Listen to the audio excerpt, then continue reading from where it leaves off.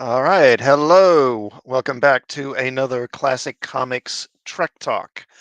So today I'm taking a look at this episode in production code order would be episode 12, The Conscience of the King, written by Barry Trivers, directed by Gerd. It's a solid episode.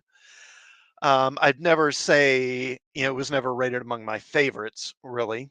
But it's one of those episodes that there's a mystery that the characters have to solve, or Kirk more specifically has to solve.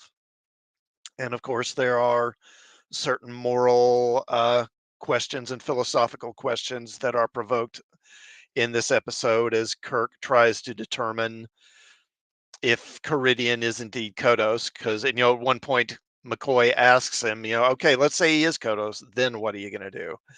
And he says, of course, he just wants justice, but there's the question: is this really about justice or revenge?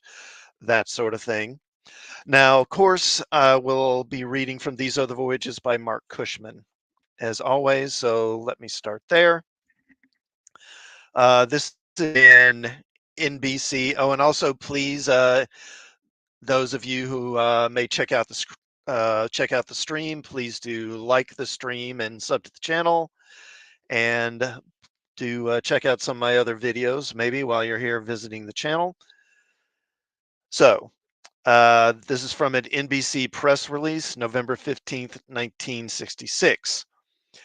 The USS Enterprise provides passage for a stranded crew of actors, one of whom plots the murder of Captain Kirk in The Conscience of the King on the NBC television network.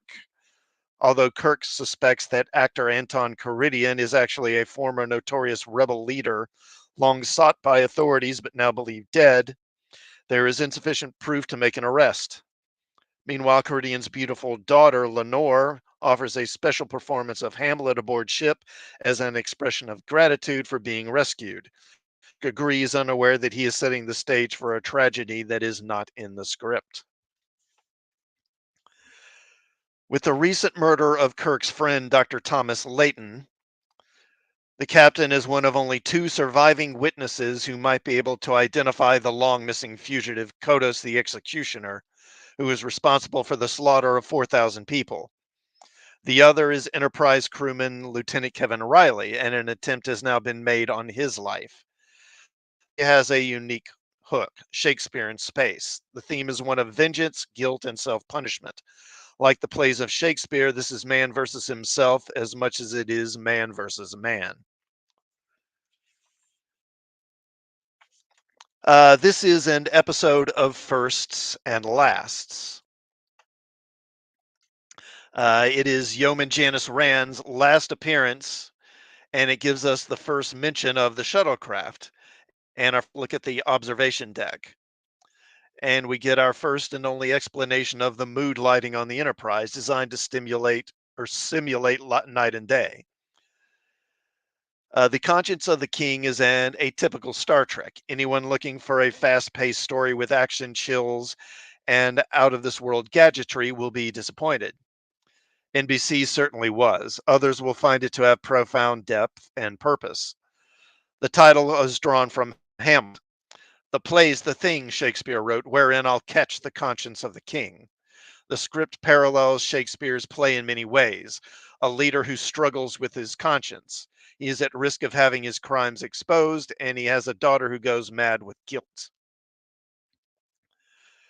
And I'd say there's also a parallel of sorts between Hamlet and Kirk in this episode, because like Hamlet, Kirk is kind of seems almost hesitant at times. He's compelled to try and punish this person, but also seems hesitant to do it. He's looking for, like, kind of like Hamlet, he's looking for every excuse he can not to do it. In the teaser, the Karidian company performs a scene from Shakespeare's Macbeth. Karidian, as Macbeth, murders King Duncan and utters, "Will all Neptune's great oceans wash this blood clean from my hand?" The role of the actor playing this tragic character of literature is a tragic character himself. He hides behind Oh, okay. Where I lost my place. He hides behind roles that force him to act out his anguish, and this goes to the heart of Shakespeare's writing. Characters engaged in obsessive self examination. In this regard, Karidian is not alone. Tom Layton, a witness of the 20-year-old slaughter on Tarsus 4, lives with lingering images that haunt him. Layton's wife, Martha, says, "He really died the first day those players arrived. Memory killed him, Jim. Do you suppose that survivors ever really recover from a tragedy?"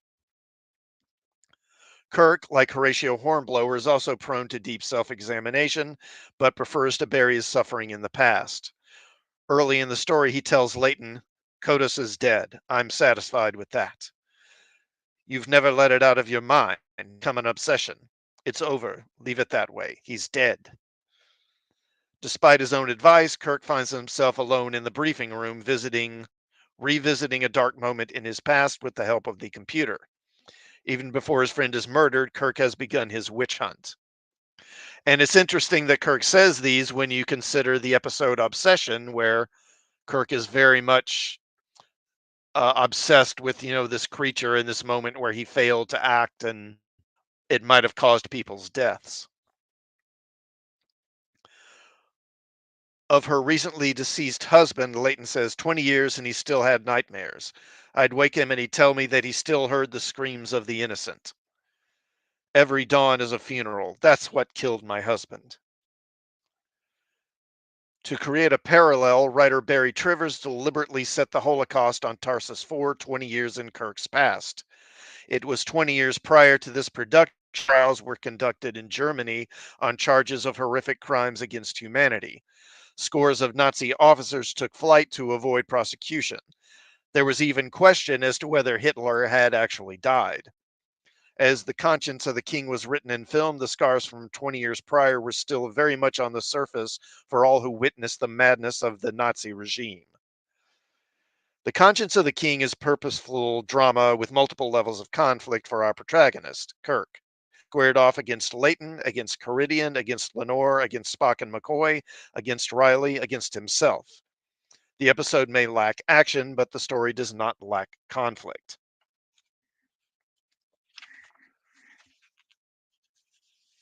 Okay, let's go ahead and get into the episode itself here. All right, so Kirk is attending a performance of Macbeth with an acquaintance of his, Dr. Thomas Layton. And Layton tells Kirk that he is sure that the actor that is playing Macbeth is actually Kodos the Executioner. Kirk and Layton were both present during the massacres on Tarsus 4 20 years earlier, and they are among only a handful of people who actually could identify Kodos still alive. Now, Kirk tells Layton that Kodos is dead, but Layton points out that his body was burned beyond recognition and refuses to accept that Kodos is actually dead. Kirk returns to the Enterprise and he examines historic records about Kodos and about Karidian as well. However, the computer can find no information on him prior to the death of Kodos. Kirk also notices that Kodos and Karidian do resemble one another. This makes Kirk suspicious enough to investigate further. And this is one of the times where, they do sort of, the advance of technology does sort of give away how old the show is because, of course, now we have DNA testing and that sort of thing, which surely would be able to identify Kodos's remains conclusively. And the fact that they don't have that, it does date the show a little bit. Now, Layton hosts the actors at his home for a party, and Kirk attends where he meets Karidian's daughter, Lenore. Karidian, however, himself does not attend. Kirk gets very flirty with Lenore and requests to see her away from the party. So they take a stroll together, and then they find Dr. Layton dead. Afterward, Kirk decides to take the actors on board the Enterprise and transport them to their next destination. He arranges for the transport that was supposed to take them to cancel the pickup, which will then force the troop to turn to the Enterprise for help. Lenore comes to the Enterprise and offers a performance by the actors to entertain the crew during the and he does agree to do this. And the scene is interesting because here we see as she's leaving, as Lenore is leaving the bridge, Dr. Yeoman Rand enters the bridge. He comes off of the turbo lift and then goes over to the engineering station. So this is the last appearance of Yeoman Rand on the original series.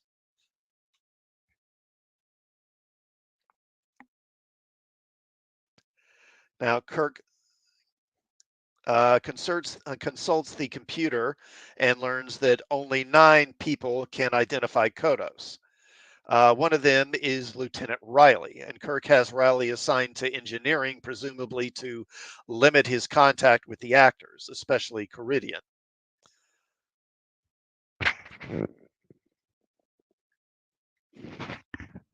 Now, Spock is puzzled by Kirk's recent string of orders involving the actors, and he consults with Dr. McCoy, telling him about his concerns. But McCoy, ever the professional, is really not interested. He's much more interested in getting hammered and pretty much just dismisses all of Spock's concerns. Kirk gives Lenore a tour of the ship, and we see the observation deck for the first time, which overlooks the shuttle bay, although we don't see the shuttle because it hasn't been built yet. And the next episode I'll be looking at is Galileo 7. And I'll talk more about the shuttlecraft and about how the shuttlecraft came to be built in that episode, because that's the first episode where the shuttlecraft appears.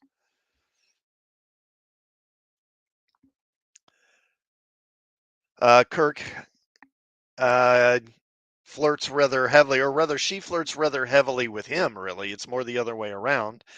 And in no time at all, the two of them are making out.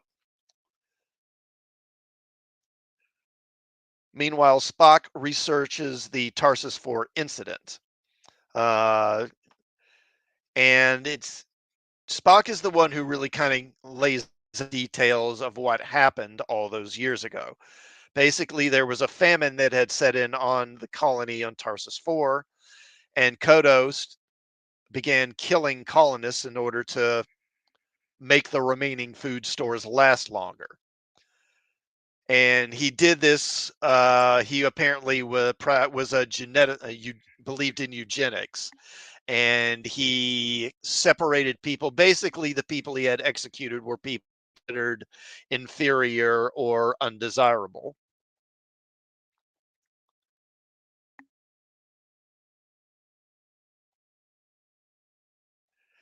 But unfortunately, the relief ships arrived earlier than they were supposed to. And as a result, Kodos killed all these people unnecessarily.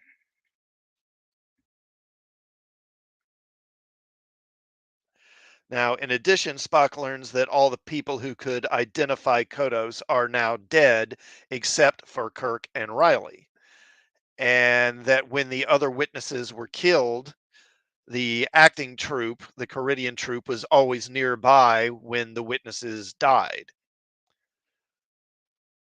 Kirk shares these concerns with McCoy, and McCoy starts to take Spock's concerns more seriously. Now, in engineering, Riley is bored and he contacts the rec room, the recreation lounge, and he asks Uhura to perform a song for him, which she does. And while Raleigh is distracted by the song, someone enters engineering and poisons his milk, which he drinks, and then subsequently he collapses.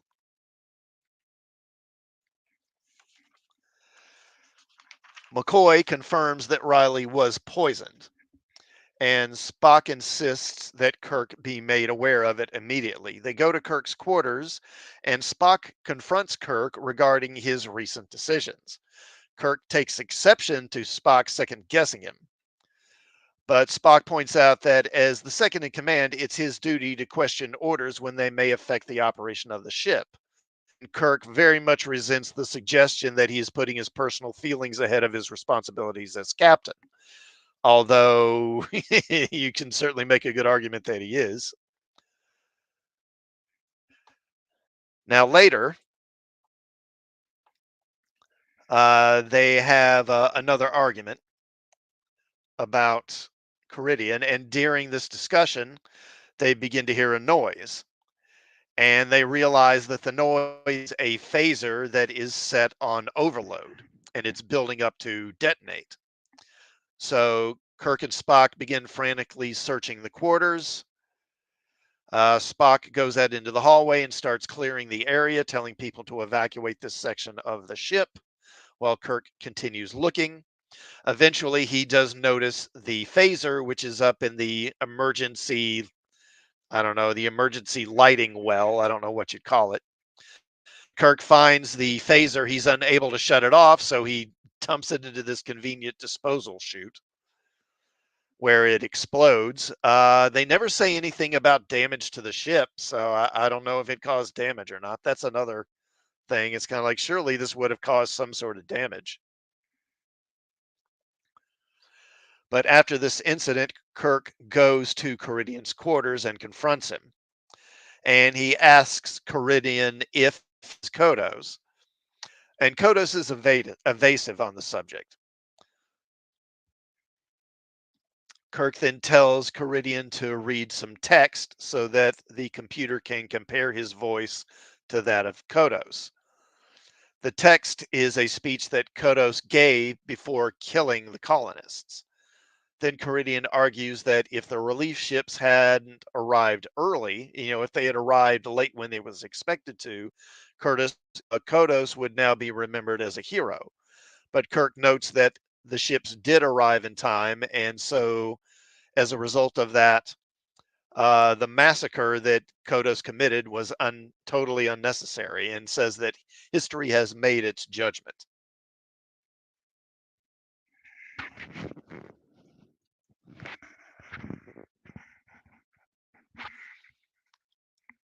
Now, Lenore comes in and she finds Kirk, basically interrogating Karidian, and she takes exception to it, defending her father, of course.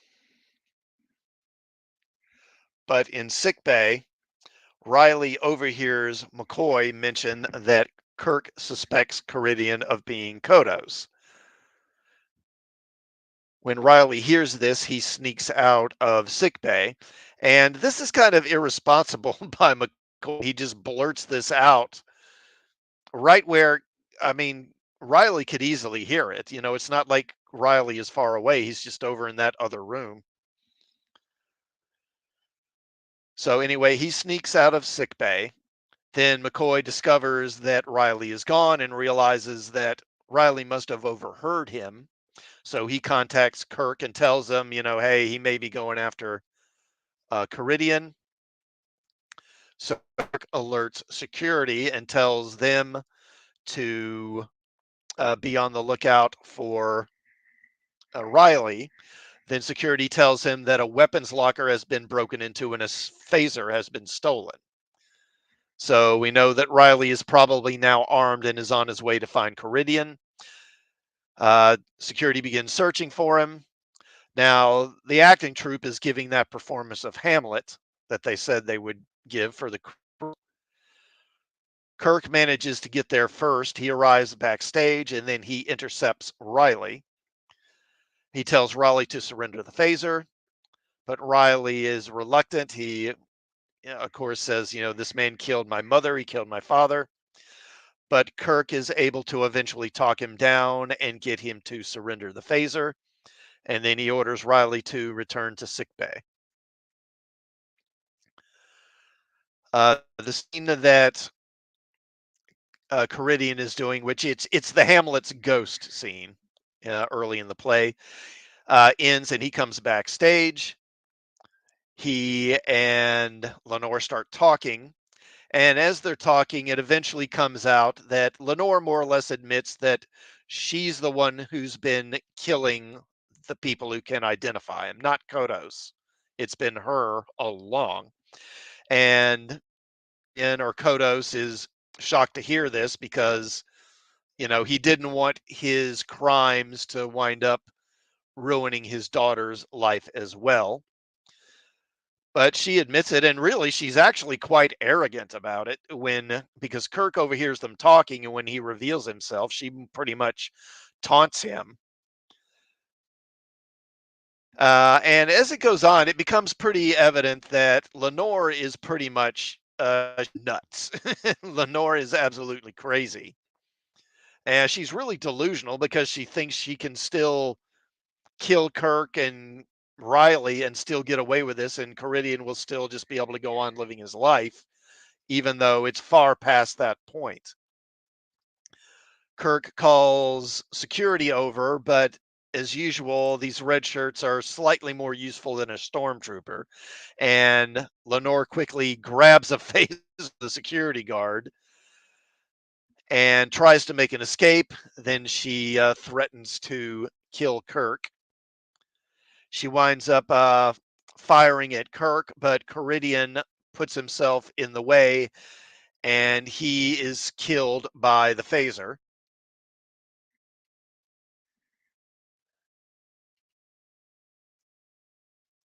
And then Lenore has a pretty lengthy scene where she laments the death of her father, even though she's the one who killed him.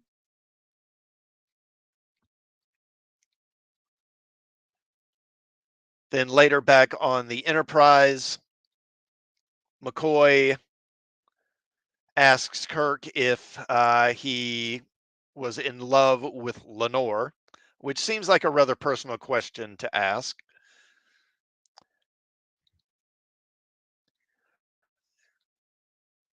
And then the episode ends there.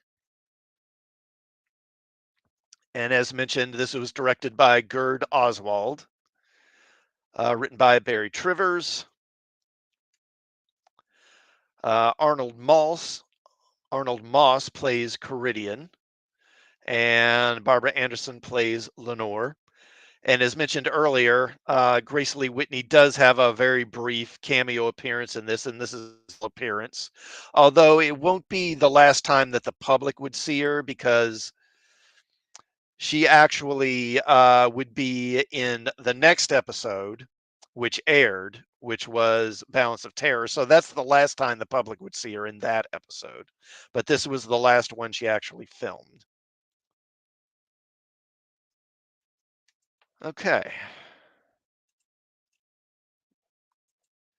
So let's go back.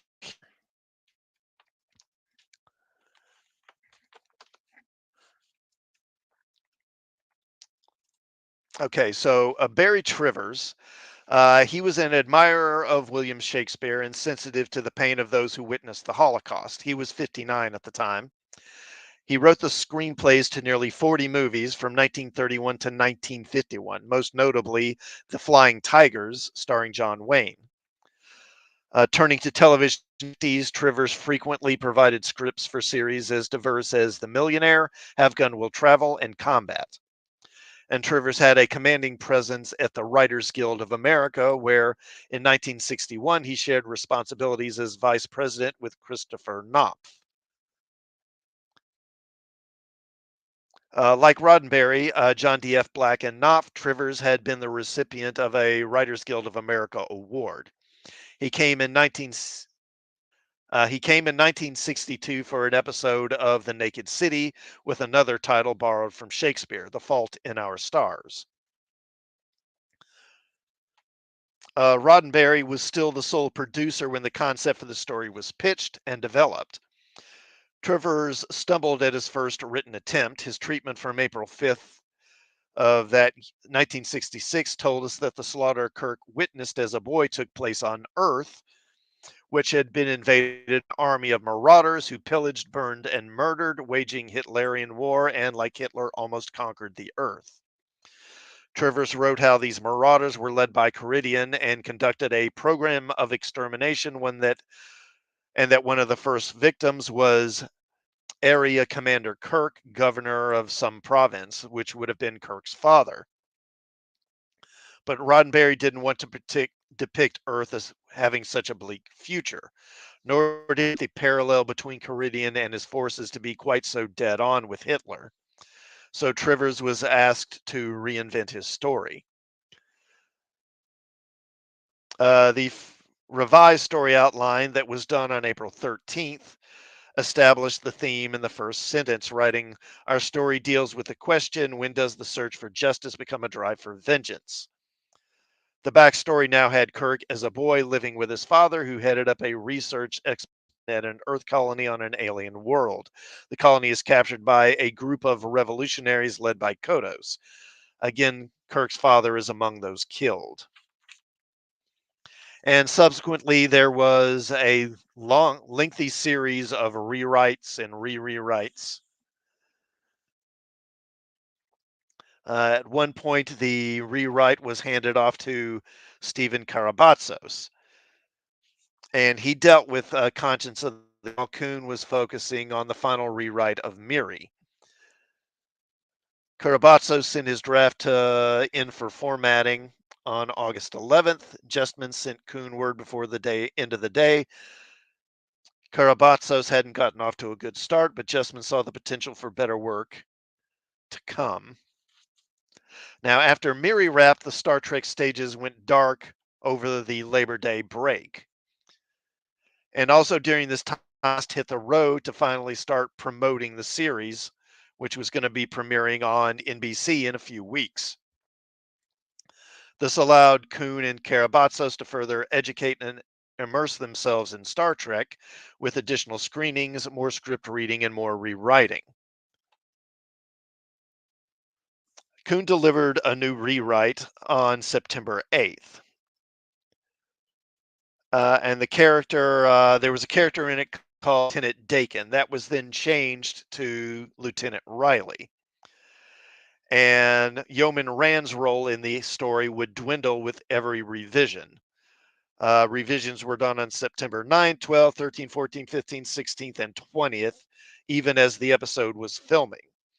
A final handful of page revisions arrived on September 22nd after filming had finished, adding in additional captain's log entries and wild lines. It was a good script now, but it would have been better if Kuhn had stopped rewriting it a few days earlier. So Gerd Oswald was hired to direct. Let's go back. Yeah, there. He was 46 and just prior to World War II had begun his show business career as an actor in Germany. Fleeing the German regime, Oswald came to America and moved behind the camera, first as an assistant director on the 1939 film Hitler, Beast of Berlin, then as a director in television for Perry Mason, Rawhide, and The Fugitive, among other series. He also had experience in science fiction with one episode of Voyage to the Bottom of the Sea and more directing assignments on The Outer Limits than anyone else, including the episode Soldier that was written by Harlan Ellison and The Expanding Human featuring Doohan and future two-time Star Trek guest actor Skip Homeier. I'm not sure how you say that. Bruce Hyde returning as Kevin Riley. Let's bring him up. Here we go. Made his second appearance. Was it his second? I thought this was his third. Appearance as Kevin Riley because of his value to Desilu, with the pilot film for Digby still waiting on the network's verdict. Hyde was paid a generous salary in terms of 1966 TV wages for secondary guest players. He received a fat rate of $650 for 3 days' work. The going rate for anyone else with his limited credentials would have been $300 to $450. Arnold Moss, excuse me, Arnold Moss was an obvious choice to play Anton Karidian, aka Kodos the Executioner. Moss was a Shakespearean stage actor who in 1953 played King Lear on television. He also appeared over in an array of roles as Mexican banditos, Arab sheiks, and American Indians. He was 56 at the time. Barbara Anderson, the lovely but demented Lenore, was only 20 at the time. She said, quote, "This was my first year in television. I was a stage actress. When I was a teenager, I was doing Shakespeare, so I could handle parts like this even though I was so young.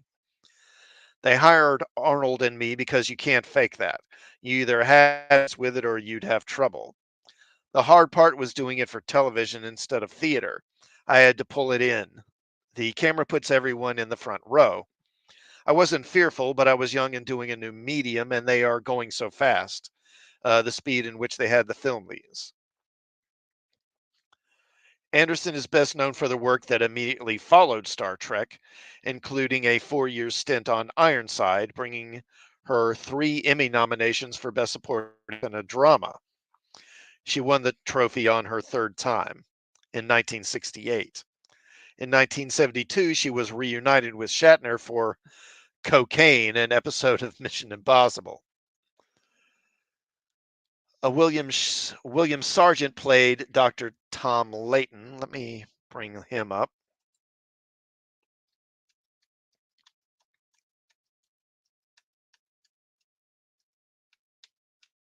Better look at him here. There we are.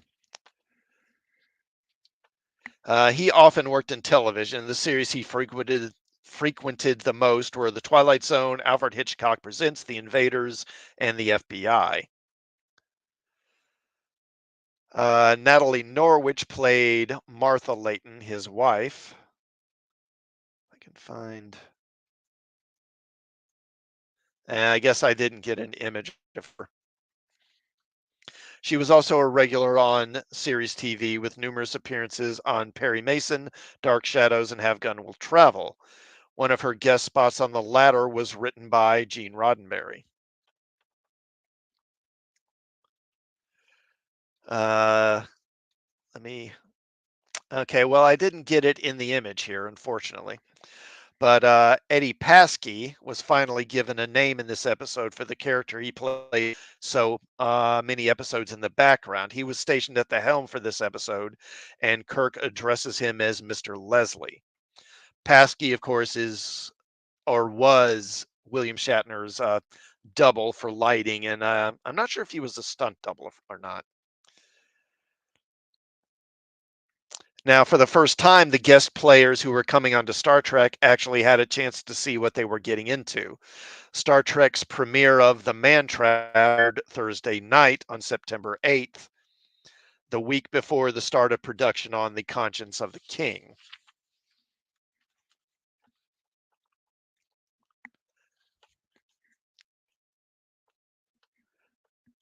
So, talking about the actual filming of the episode, with the filming behind him, Gerd Oswald said that Nimoy was the greatest. He's absolutely fantastic. Arnold Moss was excellent. Everybody was fine except Shatner, who I couldn't communicate with. Oswald was old school and believed actors should play their scenes as the director told them to. Shatner, however, trusted his own instincts more, especially when it came to Kirk. Oswald said, "Those who come premeditated like Bill Shatner, there's no way you can direct them." Barbara Anderson had a different perspective. She said, Bill Shatner was really great and made it fun. He had great humor, but he was very serious at that particular time as well. I would suspect he knew that something might happen with his career because of the show. And they didn't know whether they were going to be dropped or picked up, so I'm sure that those thoughts were very present for him. But Bill would break character and use humor as a release, so he was a pleasure to work with.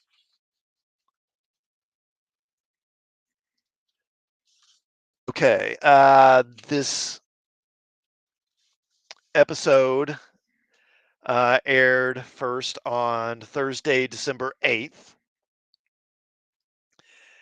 and the first half hour was second, came in second in the ratings in that time slot from 8:30 to 9, and then in the 9 to 9:30 slot, Star Trek actually came in third behind Bewitched and a movie, an airing of Glass Menagerie.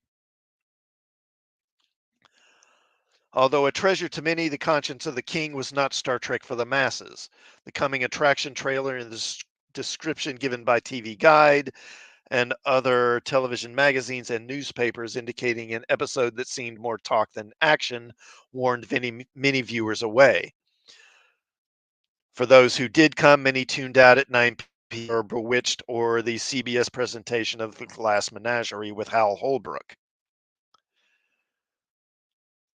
Many Star Trek fans were lukewarm to it as well, mostly because of the story's lack of action, but the more intellectual crowd seemed to embrace it. Now, here's an interesting point. Ronald D. Moore, who was only 2 years old when this aired in 1966, but would later discover Star Trek and eventually become a writer producer on Star Trek The Next Generation, Star Trek Deep Space Nine, and Voyager, named this as his favorite episode from the original series. Moore said, quote, "I like the Shakespearean overtures to the episode as well as the use of the plays themselves. And I absolutely loved Kirk in this episode, a troubled man haunted by the shadows of his past, a man willing to lure Karidian to his ship under false pretenses, willing to do one of his more blooded seductions on Lenore, willing to fight with his two closest friends, and risk his entire command in the name of justice. Or is it vengeance? Kirk's aware of his own lack of objectivity, his own flaws to be in this hunt for a killer, but he cannot push the burden away and refuses to pull back from his quest to track down Kodos no matter the cost. The scene with Spock and McCoy in Kirk's quarters is one of the series' highlights. The brooding tone and the morally ambiguous nature of the drama fascinated me and definitely influenced my thinking as to what Star Trek could and should be all about. Hello, Derpy Entertainment. Hail to you, sir. Thank you for stopping by.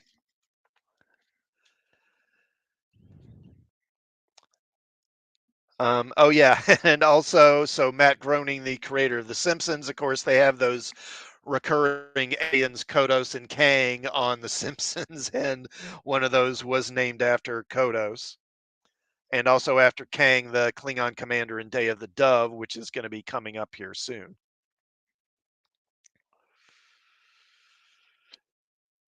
Okay, so Star Trek said goodbye to two recurring characters here. Bruce Hyde, as Lieutenant Kevin Riley, walked away from acting shortly after this, later saying he was one of those in the 1960 youth movement to, quote, tune in, turn on, and drop out, which I don't know, but I'm taking it to mean that he basically like got stoned and was hanging out on a commune somewhere for the late 60s. I don't know. Surviving the 60s, Hyde would eventually tune back in and become a teacher. Riley returned to the worlds of Star Trek for David Gerrold's 1980 novel, The Galactic Whirlpool. As for Yeoman Rand, the version of The Conscience of the King appearing in short story form in the first Star Trek paperback book in January 1967, kept her in the scene on the observation deck. Uh, Grace Lee Whitney suffered greatly after being jettisoned from the Enterprise. She admitted, quote, "It just about devastated me to be out. I really bottomed out after that. I was all the way down and it was very hard for me." With the help of her agent, Whitney rebounded briefly with guest starring roles in Run for Your Life and Batman, both from 1967, and The Big Valley, Mannix, Cimarron Strip, and The Virginian, all in 1968. By the start of the 1970s, she was emotionally at the bottom and the work dried up. To support herself, the former singer turned back to music. In 1976, she recorded Disco Trekkin'. Alcoholism and sex addiction contributed to a further downward slide in her career and personal life. On the road to recovery in the 1980s, she returned to her career, which included more appearances as Janice Rand in 1979's Star Trek The Motion Picture, followed by Star Trek 3, 4, and 6. Then back on the small screen for guest spots on Star Trek Voyager, where she would play. She was, she played the communications officer on the Excelsior in that episode. It was there to celebrate, I think, the 30th anniversary of Star Trek. They had that episode where, I don't know, it was established that Tuvok was on the Excelsior during the events of Star Trek 6. And then he has this mind virus or something, and there's a mind meld that puts him and Janeway on the Excelsior during those events. It's kind of a wonky episode.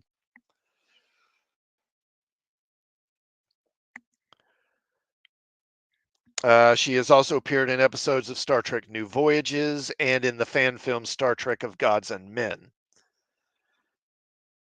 Another album followed, Yeoman Rand Sings, in 1999, and that was 1 year after her autobiography, The Longest Trek, My Tour of the Galaxy, was published.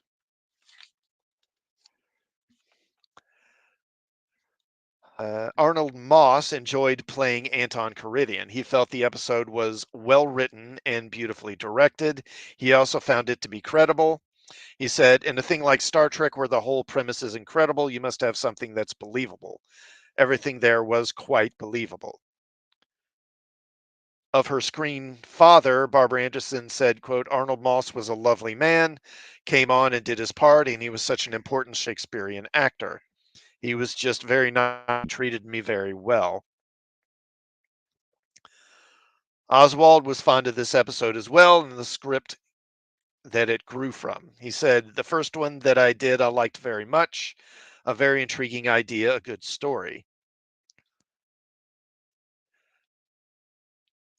The ghost of Lenore Karidian would follow Barbara Anderson off the Star Trek set. In 2013, in an interview, Anderson explained, a weird thing happened sometime back in the 80s. I was at a cocktail party and a man came up behind me and whispered, hello, Lenore. I turned around, but I'd completely forgotten about my character's name, and he said, I beg your pardon, Lenore Karidian on Star Trek. And I thought, oh my goodness, this is weird. But he meant it as a sweet thing. He was a fan. You go on and then you do this thing and then you forget about it. You forget those lines. But over the years, that show has been the thing people remember. I'm still getting lots of email, especially for Star Trek, and I don't know where it's showing, but they are writing in greater volume than usual, and it's surprising. I moved enough to where I wouldn't expect people to know how to find me, so it's interesting that all these emails are now arriving. They send letters and photos for me to sign with envelopes, and it's all very nice. Okay, so I guess I will go ahead and stop here on this one. Now, the next episode will be episode 14 in production order. That'll be Galileo 7. And as I said at the beginning, I think this is a pretty solid episode. Overall, I say I'd give it, I don't know, I'd give it a solid B, a solid B grade. It's not one that I would ever put up among my favorites, but it's certainly a good episode that's definitely worth watching. So I'll go ahead and wrap it up there. And as I said, I'll be back next week with another Trek Talk, and I'll be live streaming at my usual time on Sunday night at 7 as well. Until then, I hope you all have a good evening, and I'll see you next week.